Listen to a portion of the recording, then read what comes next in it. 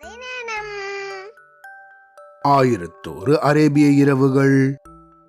போன கதையோட தொடர்ச்சி. இப்படியாக அவங்க அது ஒரு ரகசியம் இருந்தாலும் உங்களுக்கு புரியுற அளவுல சொல்றேன். நாங்க எல்லாரும் ராஜகுமாரிகள். எப்பவாவது ஒரு சமயம் இங்க வந்து இந்த மாதிரி இருப்போம். அப்புறமா திரும்பவும் எங்களோட ஊர்களுக்கு போயிடுவோம். அங்க ஒரு 40 நாள் தங்கி இருந்துட்டு அப்புறமா இங்க வருவோம். அந்த 40 நாள் பிரிவாற்றாமை தான் அப்படின்னு சொன்னாங்க. அதுக்கு நானோ, அதனால என்ன, நீங்க போகாம தான் இருந்துருங்களேன் அப்படின்னு சொன்னேன். அதுக்கு அவங்களோ, அதுதான் முடியாது, அவசியம் நாங்க போய் தான் ஆகணும். ஆனா ஒண்ணு, நிச்சயமா திரும்பி வருவோம். வந்ததும் உங்களை திரும்பவும் சந்திக்கிறோம். அது வரைக்கும் நீங்க எங்களுக்காக ஒரு காரியம் பண்ணணும் அப்படின்னு சொன்னாங்க. ஒண்ணு இல்ல, 10 வேணாலும் செய்யறேன், நான் என்ன பண்ணணும் சொல்லுங்க அப்படின்னு கேட்டேன். அதுக்கு அவங்களோ, சரி, நாங்க திரும்பியும் வர வரைக்கும் நீங்க இந்த அரண்மனையை விட்டு போக கூடாது. உங்களுக்கான சகல சௌகரியங்களையும் நாங்க செஞ்சு தரோம் அப்படின்னு சொன்னாங்க. அதுக்கு நானும், அப்படியே செய்யறேன், இந்த இடத்த விட்டு நான் போகவே மாட்டேன், போதுமா அப்படின்னு கேட்டேன். அதுக்கு அவங்களோ, இன்னும் ஒரு விஷயம் இருக்கு, உங்ககிட்ட 40 தங்க சாவிகளை கொடுக்கறோம். அதுல 39 சாவிகளை தான் நீங்க உபயோகிக்கலாம். 40வது சாவிய நீங்க உபயோகிக்கவே கூடாது அப்படின்னு சொன்னாங்க. நானும் ரொம்ப ஜாக்கிரதையா, சரி, நிச்சயமா அப்படியே பண்றேன் அப்படின்னு சொன்னேன். நான் இப்படி சொன்னதும் அந்த பெண்கள் எல்லாம் திருப்தி அடைவாங்கன்னு நினைச்சேன். ஆனா அவங்களோ முன்னாடி விட இன்னும் பலமா அழுதாங்க. அப்படி அழும்போது அதுல இருந்த ஒரு பெண்மணி சொன்னாங்க, நீங்க இவ்வளவு தைரியமா பேசுறீங்க, ஆனா உண்மையிலேயே அப்படி நடந்துப்பீங்களா அப்படிங்கிறது எங்களுக்கு கவலையா இருக்கு அப்படின்னு சொன்னாங்க. அந்த கவலையே வேண்டாம், நானு நிச்சயமா நீங்க சொன்னபடி நடப்பேன், என்ன நம்புங்க அப்படின்னு சொன்னேன். அதுக்கு அவங்களோ, நீங்க இவ்வளவு தூரம் சொல்றதுனால சரி, ஆனா நாங்க சொன்னபடி நீங்க நடக்க தவறினா இதுக்கு மேல எங்களை நீங்க பார்க்கவே மாட்டீங்க அப்படிங்கறத மட்டும் மனசுல வச்சுக்கோங்க அப்படின்னு சொன்னாங்க. நானும் அவங்களுக்கு முடிஞ்ச வரைக்கும் ஆறுதல் சொல்லி அவங்கள வழி அனுப்பி வச்சேன். அவங்களும் அந்த தங்க சாவிகள் 40ஐயும் என்கிட்ட கொடுத்துட்டு போனாங்க. அவங்க போனதுக்கு அப்புறமா கொஞ்ச நேரம் நல்லா தூங்கினேன். அப்புறம் எழுந்து குளிச்சுட்டு இந்த அரண்மனைய சுத்தி வந்தேன். அந்த சமயத்துல நான் இருந்த இடத்துக்கு எழுத்தாப்புல ஒரு அறை பூட்டி இருக்கிறத கவனிச்சேன். என் கையில இருந்த சாவிகள்ல ஒன்னை எடுத்து அந்த அறையோட கதவை திறந்தேன். நான் திறந்ததுதான் தாமதம். அந்த அறையிலிருந்து அவ்வளவு அழகான ஒரு நறுமணம் வீசியது. நான் அப்படியே வியப்புற்று அந்த அறைக்குள்ள போனேன். அங்கேயோ ஒரு அழகிய பூங்காவனமும் அதுல ஆடுற மயில்களும் இருக்கிறத கவனிச்சேன். அந்த பூங்காவனத்தை சுத்தி பார்க்கறதுலேயே அன்றைய நாள் முழுக்க போயிடுச்சு.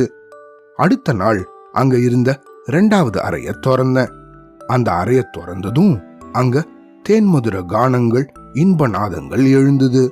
உள்ள போய் பார்த்தா ஒரு கிளி மண்டபம் தெரிஞ்சுது. அங்கேயோ 4 வித கிளிகளும் குயில்களும் உக்காந்துருந்தது. ரொம்ப அழகாக பாடிக்கிட்டு இருந்துச்சு. இதையெல்லாம் வேடிக்கை பார்த்துட்டு இருந்ததுல நேரம் போனதே தெரியல. இப்படியாக ஒவ்வொரு அறையா பார்த்துக்கிட்டே என்னோட நாட்களை ஓட்டின.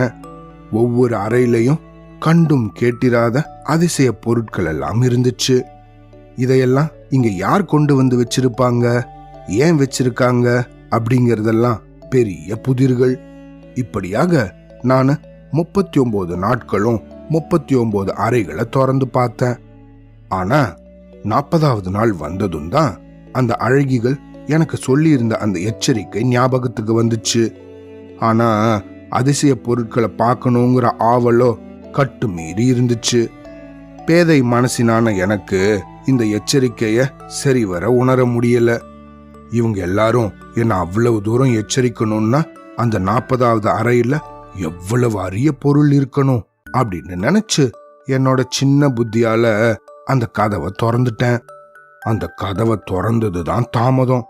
அந்த அறையிலிருந்து ஒரு மாய ஒளி என்னோட முகத்துல வீசிச்சு. மறுகணம் தரையெல்லாம் சுத்துறது போல இருந்துச்சு.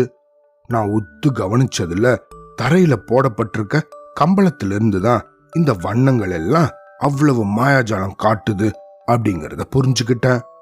அப்புறமா பயம் இல்லாம அந்த அறைக்குள்ள போக ஆரம்பிச்சேன்.